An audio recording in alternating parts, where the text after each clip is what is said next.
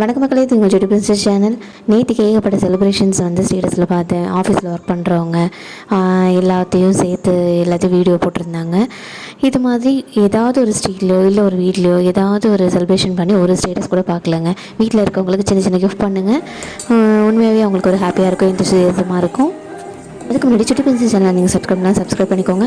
உளுத்தங்கஞ்சி எப்படி பண்ணுறதுன்னு பார்க்கலாம். உளுத்தங்கஞ்சி வந்து ரொம்ப ஸ்ட்ராங் கொடுக்கும் போனுக்கு. ரொம்ப நல்ல விஷயம் நிறையா இருக்குது. உளுத்த மாவை நல்லா இந்த இட்லிக்கெலாம் போடுவீங்களா, அப்போதைக்கு ஒரு 2 கரண்டி எடுத்து வச்சுட்டு தண்ணி நல்லா கொதிக்க வச்சுட்டு அந்த தண்ணியில் ஊற்றி கலந்துக்கிட்டுங்க. நல்லா கலந்துக்கிட்டு திரும்பி கொஞ்சம் தண்ணி நல்லா ஆட் பண்ணிக்கோங்க. ஆட் பண்ணி தனியாக ஒரு பாத்திரத்தில் வந்து சர்க்கரை நல்லா கரைச்சி வச்சுக்கோங்க. ஏலக்காய் போட்டு நல்லா கொதிக்க வச்சுக்கோங்க.